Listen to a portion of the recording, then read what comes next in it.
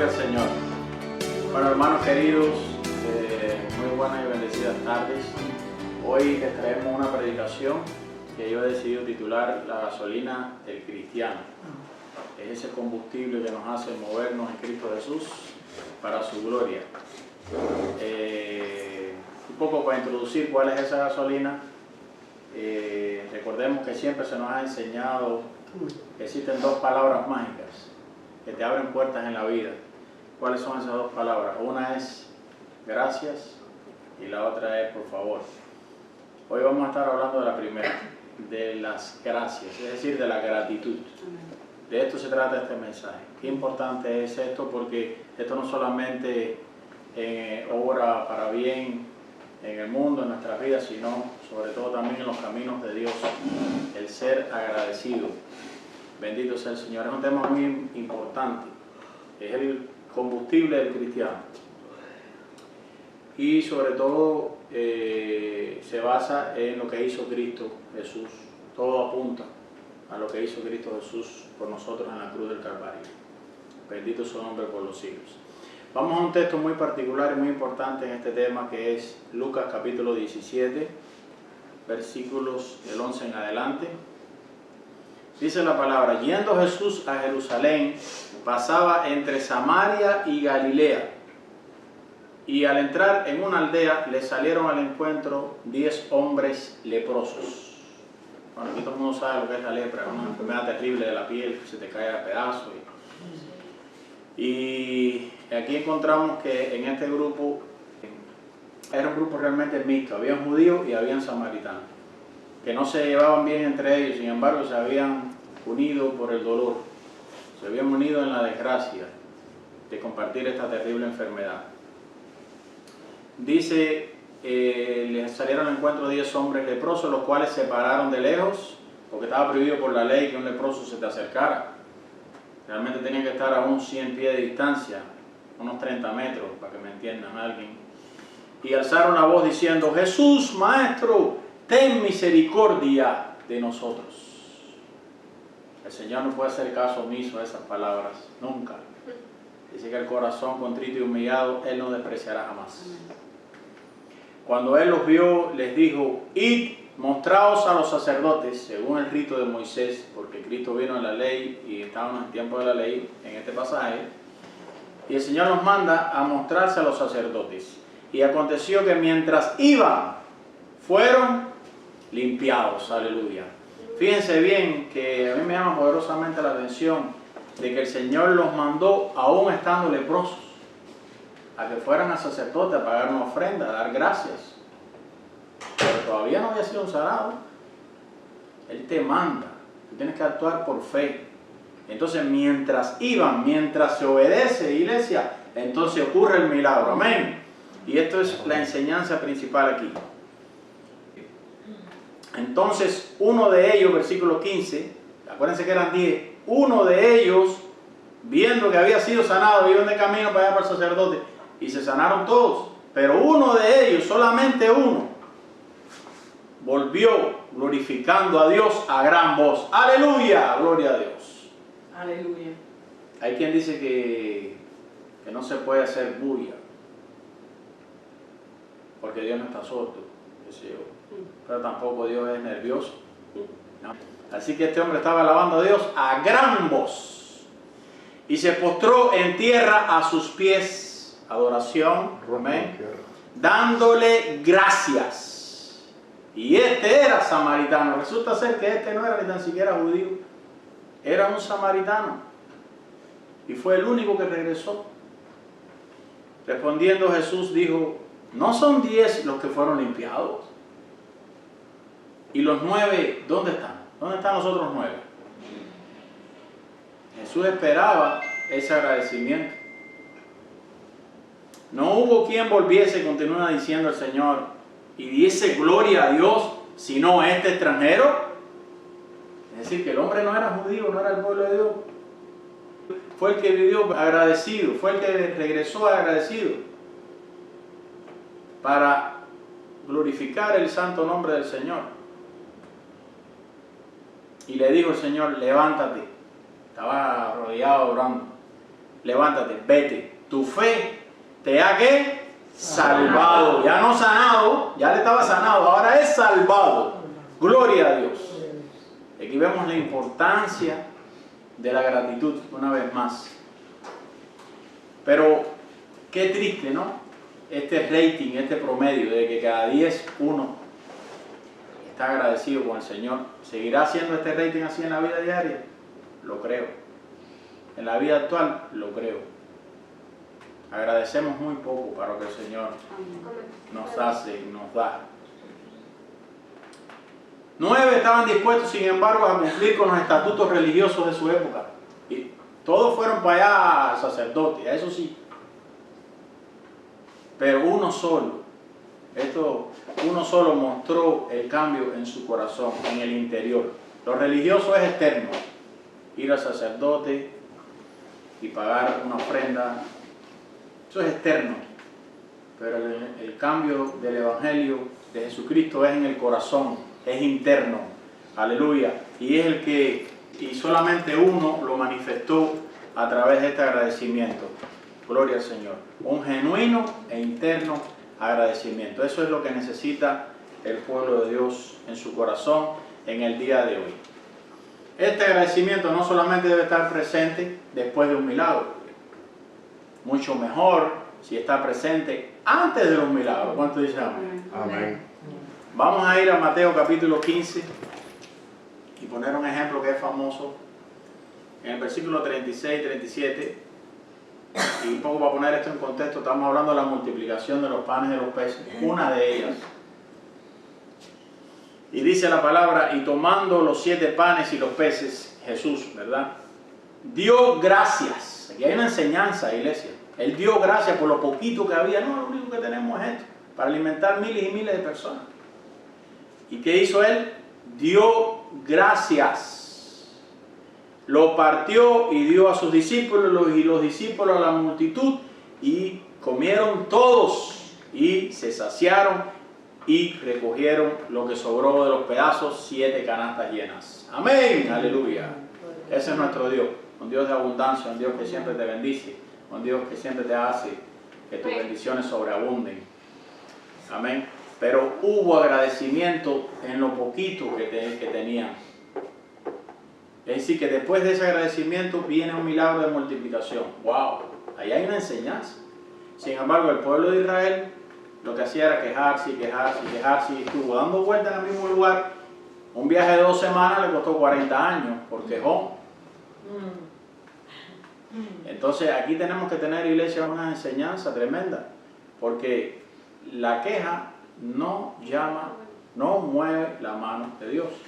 Lo que mueve la mano de Dios es el agradecimiento, la fe y el agradecimiento. Eso mueve la mano de Dios. Eso trae milagros de multiplicación. Eso te hace que Dios te lleve a otro nivel. Pero si tú vives quejándote por lo que tienes ahora, no esperes que Dios te va a mejorar. Dios va a esperar a que tu corazón madure y agradezcas por lo mucho que tienes ahora. A veces el diablo te quiere ver que es poquito, pero es mucho en comparación con mucha gente. Es el agradecimiento lo que te lleva a otros niveles, iglesia. Otro pasaje que también tiene que ver y se ve la relación entre agradecimiento y milagro es un pasaje que hace poco estudiamos y es en la resurrección de Lázaro, Juan capítulo 11, versículo 41. Jesús lo había mandado quitar la piedra, ¿se acuerdan? La piedra que tapaba el sepulcro. Entonces quitaron la piedra, dice la palabra, de donde había sido puesto el muerto, y Jesús, alzando los ojos de a lo alto, dijo: Padre, antes de sacar a Lázaro, Padre, gracias te doy por haberme oído. Amén. Agradecimiento antes de un milagro, lo mismo que estudiamos ahorita. Bendito sea el Señor. Agradecimiento en medio de los problemas, con fe en que ese problema ya está resuelto, de que ya tu Padre te va a oír. Ese era un problema de mal olor, un problema de 4 días de un muerto con mal olor ya. Así a veces tenemos problemas también nosotros en nuestra vida que apestan ya. Y uno lo que tiene que hacer, ¿qué cosa es? Dice la palabra, agradecer. Gracias, Padre. Amén. Gracias porque yo sé que tú me escuchas. Yo sé que ese muerto va a resucitar. Bendito sea el Señor. Tal vez ese muerto que apesta en tu vida sea el cadáver del viejo hombre que arrastramos todavía. Esto le pasaba al apóstol Pablo, nada más y nada menos. Vamos a Romanos capítulo 7, versículo 18 al 25. Decía Pablo: y yo sé que en mí, esto es en mi carne, no mora el bien. Decía Pablo. Porque el querer el bien está en mí, pero no el hacerlo. Porque no hago el bien que quiero, sino el mal que no quiero, eso hago. Y si hago lo que no quiero, ya no lo hago yo, sino el pecado que mora en mí. Así que queriendo yo hacer el bien, hallo esta ley, que el mal está en mí. Porque según el hombre interior, me deleito en la ley de Dios. Pero veo otra ley en mis miembros que se rebela contra la ley de mi mente y que me lleva cautivo a la ley del pecado que está en mis miembros. Si Pablo decía eso, ¿qué quedará para nosotros? Si el gran apóstol Pablo decía eso. Pues esto nos pasa a todos. ¡Miserable de mí! Pablo quería ser perfecto. ¿Está mal querer ser perfecto? No, claro que no. Pero esa perfección la alcanzamos en Jesucristo. ¿Quién me librará de este cuerpo de muerte? Gloria al Señor. Recordémonos que ya nosotros hemos sido redimidos, pero el alma, la tuya, ha sido redimida. Tu nombre está escrito en el libro de la vida. Pero este cuerpo todavía no ha sido redimido. Este cuerpo necesita un cambio, ya sea que el polvo fuimos hechos y al polvo iremos, ¿verdad? Pero ahí, ya sea en la resurrección de los muertos, Dios te va a dar un cuerpo nuevo. Pero aún si Cristo viene antes y estás vivo, serás transformado en el aire. Porque estos cuerpos, esto es corrupción. Esto no puede heredar el reino de los cielos. Y entonces el cuerpo todavía, es lo que dice Pablo: ¿quién me librará de este cuerpo de muerte?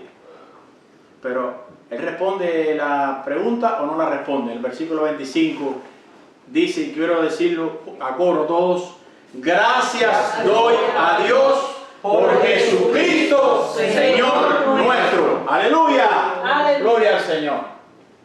Es en Jesucristo, es Jesucristo que nos va a librar de este cuerpo de muerte. Es Jesucristo quien ya de antemano te va a dar de su Espíritu Santo para vencer cualquier prueba que estemos pasando. Pero últimamente, en el día postrero, nos modificará. Así que yo mismo, dice Pablo, termina diciendo: con la mente sirvo a la ley de Dios, mas con la carne a la ley del pecado. Mas sin embargo, mucho más bonito, y no lo traje en este día, pero sí se lo voy a decir verbalmente. El próximo versículo, que comienza el capítulo 8, dice: pero ninguna condenación hay para aquellos que están en Cristo Jesús. Aleluya. Para que no quede duda ninguna. Entonces, enfatizamos en gracias doy a Dios por Jesucristo, Señor nuestro. Eso es importante. Eso nos está dando a quién y por qué debemos de dar gracias. Esa es nuestra victoria. Bendito sea el Señor. Al parecer, la iglesia primitiva también oraba mucho dando gracias. Y esto es poderoso, iglesia. Cuando oramos dando gracias. Vamos a ir y demostrarlo inmediatamente. En 1 Corintios capítulo 14, en el versículo 16, Pablo está hablando de las lenguas. Yo no voy a hablar hoy de eso, ¿ok? Pero dice: porque si bendices solo con el Espíritu, el que ocupa el lugar de simple oyente, ¿cómo dirá el amén a tu acción de gracias? Es decir, que la iglesia acostumbraba a orar dando acciones de gracias. Y todos los demás que estaban escuchando decían: amén, amén. Yo te apoyo, mi hermano, amén. Pero oraban dando gracias. No dice cómo dirá el amén a tu oración, dice cómo dirá el amén a tu acción de gracias. Era como una manera de orar. Lo vamos a seguir estudiando de todas maneras, pero hay que volver a este modelo. Es súper bíblico y es súper bueno. Nosotros damos gracias a Dios aún antes de ver el milagro, como hizo Cristo con Lázaro. Porque Dios llama las cosas que no son como si fuesen. Y ya tenemos la seguridad de lo que lo tenemos. Y damos las gracias de antemano. Esa es la manera de orar, para que lo sepan. Es una manera preciosa y bíblica de orar. Eso es levantarse en fe. Pero es con fe. No es dudando. El Salmo 100, versículo 4 dice: entrad por sus puertas. Y aún en oración, yo creo que esto es importante, aún en oración, entramos por sus puertas con acción de gracias. Por sus atrios con alabanzas. Alabarle, bendecid su nombre. Por eso, como decía el pastor Juan ahorita, estamos aquí, una de las cosas que estamos haciendo aquí hoy es darle gracias. Hemos venido a darle gracias. Amén. Porque la congregación es para eso también. Él está aquí de una manera especial. Uno dice, no, yo le puedo dar gracias afuera. Sí, claro que sí. Pero Él dijo, donde quiera que hayan 2 o 3 reunidos en mi nombre, en medio de ellos estaré. Amén. Él está de una manera especial en la congregación. Amén. Él nos manda a congregarnos. Ese es nuestro verdadero culto. Racional, dice la palabra, presentar nuestros cuerpos. Y eso es lo que estamos haciendo aquí hoy, presentando nuestros cuerpos. Hemos venido a darle gracias, adoración, alabanza, a escuchar su palabra, a partir el pan, a abrazar a un hermano, a recibir la bendición de los hermanos. ¿Cuánta falta nos hace eso? ¿Qué puede sustituir eso? Nada. Nada puede sustituir eso. Bendito sea el Señor. En Efesios capítulo 5, tenemos esta enseñanza también en el versículo 20, dice, dando siempre, diga conmigo, siempre, Siempre. gracias a Dios, gracias por todo. Era absoluto el apóstol Pablo, siempre, por todo, bastante absoluto era. Al Dios y Padre, es a quien se le da la gracia, al Padre. La iglesia todavía a veces está un poco mareada y lo mismo da gracias a Jesús, que al Espíritu Santo. Es al Padre, en el nombre de nuestro Señor Jesucristo. Y todo esto es con la ayuda del Espíritu Santo, para si alguien tiene duda de algo. Dando siempre gracias por todo, por lo bueno y por lo malo, por lo bueno y por lo aparentemente malo. Porque si tú eres cristiano, dice la palabra en Romanos 8:28, que a los que amamos a Dios todas las cosas ayudan a bien. Entonces hay cosas que son aparentemente malas, pero Dios las está permitiendo en tu vida por algo. Para que madures, para que proceses. Por algo, evitándote de algún mal peor. ¿Cierto? Siempre me acuerdo de... Siempre hay razones también por las que dar gracias. A veces no tenemos tiempo de ver un amanecer, de ver un atardecer, de ver un ave trinar. De esas cosas, de respirar profundamente. La vida es respirar, la vida es tiempo. La vida se expresa, lo mejor que yo puedo escuchar para expresar la vida es el tiempo, no el dinero. La vida no es cuánto dinero tú tienes, cuántas cosas tú tienes. Cristo dijo que la vida del hombre no consiste en la abundancia de los bienes que posee, literal, lo dijo así. Entonces es un tiempo, es una velita que se va desgastando la vida aquí en la tierra. Por eso dice, redimiendo bien el tiempo, aprovechando bien el tiempo. ¿En qué estás aprovechando el tiempo? Y entonces, por eso es que es importante sentarnos y darle gracias a Dios. Porque a veces estamos afanados, a veces estamos persiguiendo lo material más que lo espiritual, y es al revés. Invertimos el modelo cristiano. Y quiero decirte que ya Dios te va a juzgar a ti por sus leyes. Ya tú estás bajo la constitución del Sermón del Monte. Ya tú eres cristiano. No te vayas por las otras leyes, que porque es fulanito que es un tremendo mundano, prospera. Ya eso no tiene nada que ver contigo. Ahora tú eres un hijo de Dios y por las leyes de Dios debes de actuar. Entonces, si tú inviertes los papeles y en vez de buscar primeramente el reino de Dios y su justicia, y dice que todas las demás cosas vendrán por añadidura. No lo sabemos bien, pero no lo practicamos. Pero entonces hacemos al revés. Ponemos primeramente todo lo otro y entonces queda como si las cosas de Dios fueran la añadidura, el hobby, el pasatiempo del domingo. Y no es así. Dios es una persona, Dios es real, Dios te ama, es tu Dios, el Todopoderoso, Él reina, Él te da la vida, Él te da todo. ¿Qué te digo? En todo momento hay que tener comunión con Dios, es precioso. Buscar su palabra, leer, orar, buscar compañerismo cristiano. Esas cosas te mantienen vivo. Pero si dejamos que el enemigo nos afane y ese dinero después se nos vuelve ¿qué? Sal y agua. Porque no tienen la bendición de Dios. Yo prefiero 5 pesos con la bendición de Dios que no 100 de afanamiento. Porque no te rinde. No te rinde.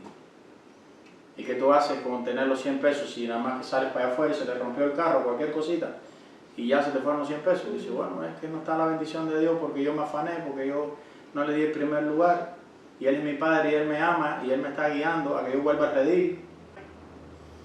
Y entonces tenemos que ir por las leyes de Dios y tener ojos para ver sus maravillas, ojos espirituales, pedirle a Dios que nos los dé si acaso no lo tenemos, para ver tantas bendiciones.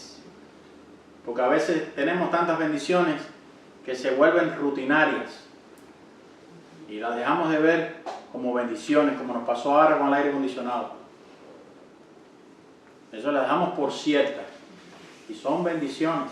Amén. Y tenemos que tener ojos para eso. Siempre hay algo por qué agradecer. Amén.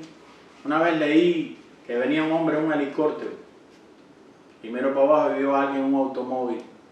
Y dijo, gracias te doy, Padre, porque yo ando por ahí en este helicóptero y no tengo que pasar por el tráfico, como aquel hombre que anda en el automóvil.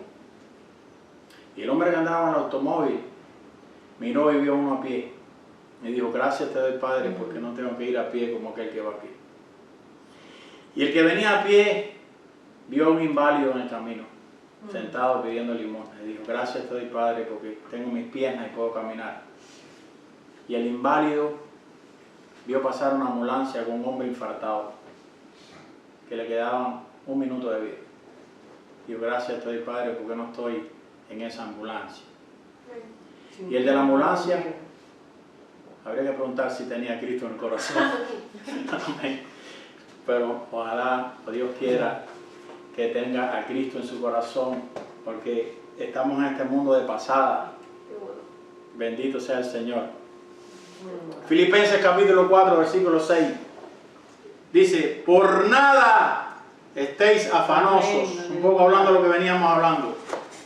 El afán es ansiedad, es fatiga, es estrés. Es pensar en el mañana que todavía no ha llegado.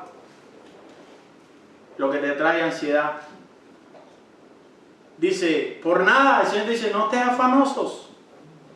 Si no, ¿qué cosa es lo contrario entonces de estar afanoso? Esta es tu medicina. Si no sean conocidas vuestras peticiones delante de Dios en toda oración y ruego, y después dice, con acción de gracias. Aleluya. Aleluya. Gloria al Señor. Gloria a Jesús. Eso es lo que el Señor te está pidiendo. Todas tus ansiedades, esa energía negativa que emana de eso, conviértelas en oraciones, en súplicas, en agradecimiento. Y entonces el Dios de paz confortará vuestros corazones. Amén.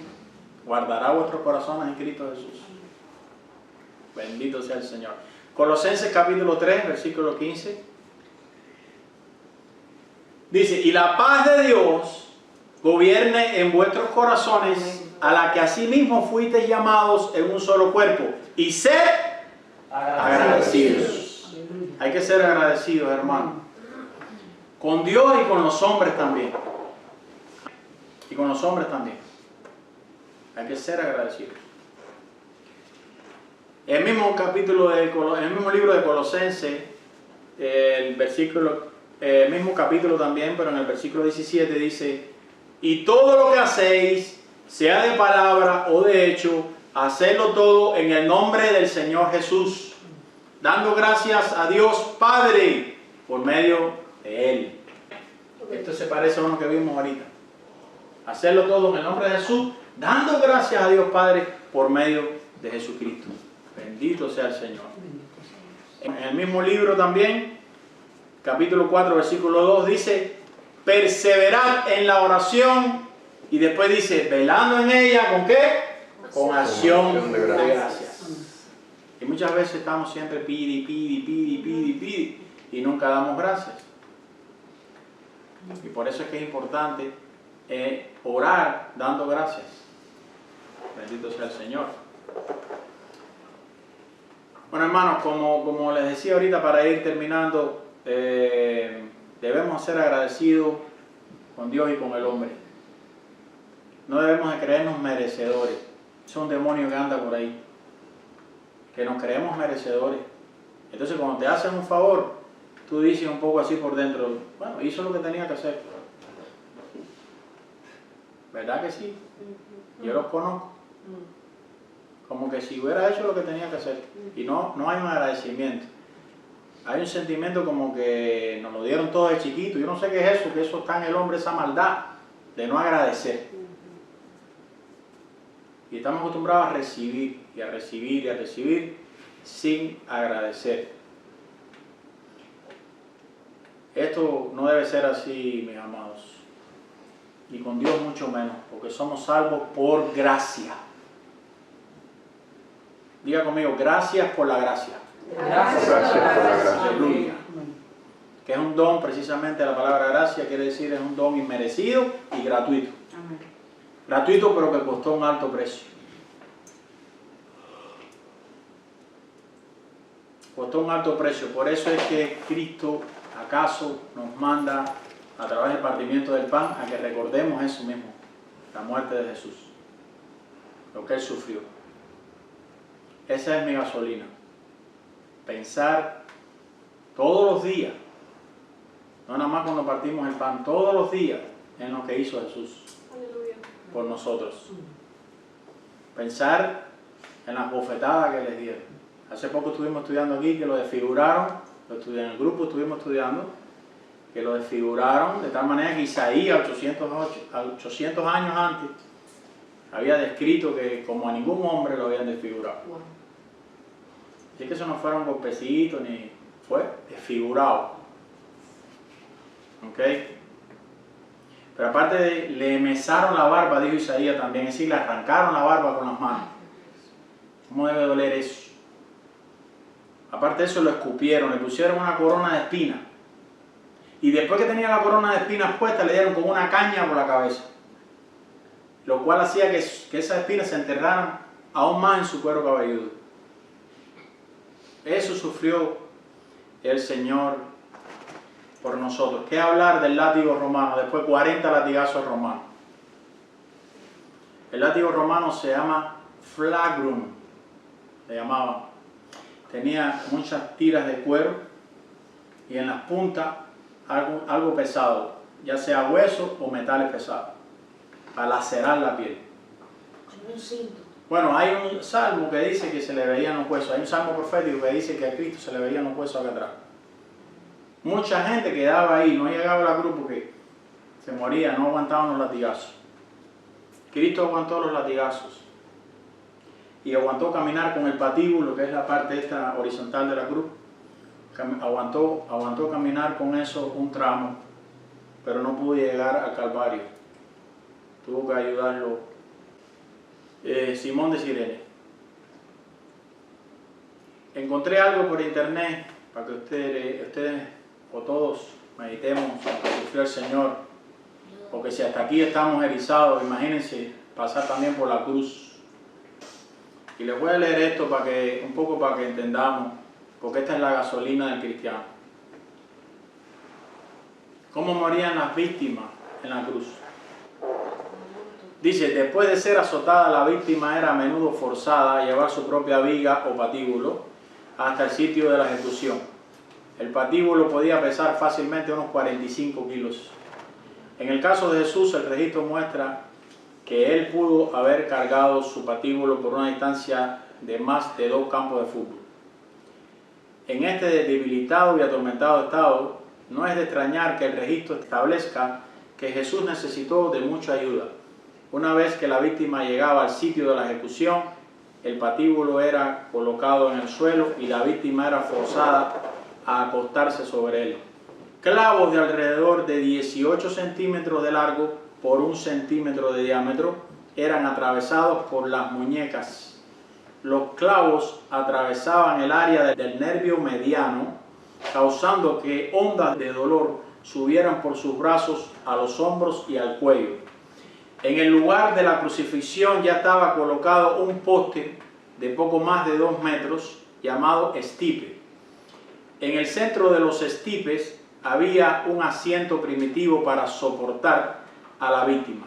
El patíbulo era entonces levantado sobre los estipes y el cuerpo de la víctima era torcido incómodamente sobre el asiento para que los pies pudieran ser clavados a los estipes. En este punto las muñecas, los brazos y los hombros soportaban una presión tremenda, resultando en la dislocación del hombro y de las articulaciones de los codos.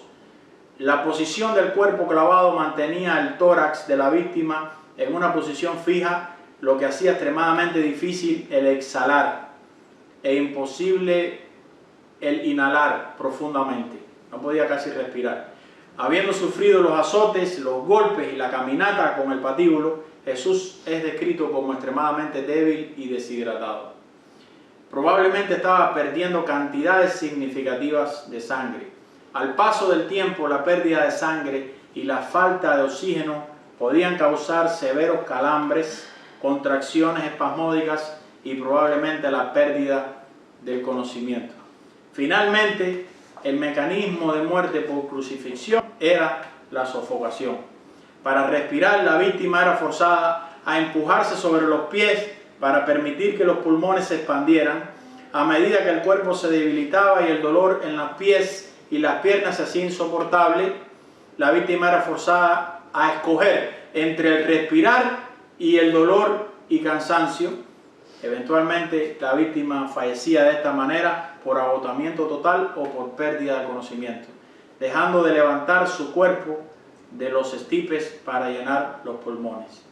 Debido a la respiración superficial, los pulmones de la víctima comenzaban a colapsar en áreas, probablemente causando hipoxia, que creo que es falta de oxígeno en el cerebro.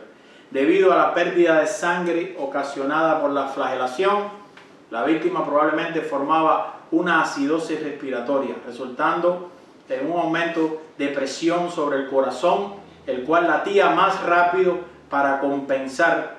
Los pulmones también se llenaban de líquido. Bajo el estrés de la hipoxia y la acidosis, el corazón eventualmente dejaba de latir. Gloria al Señor. Esto lo hizo el Señor por ti y por mí. Más allá de la causa médica por la que murió.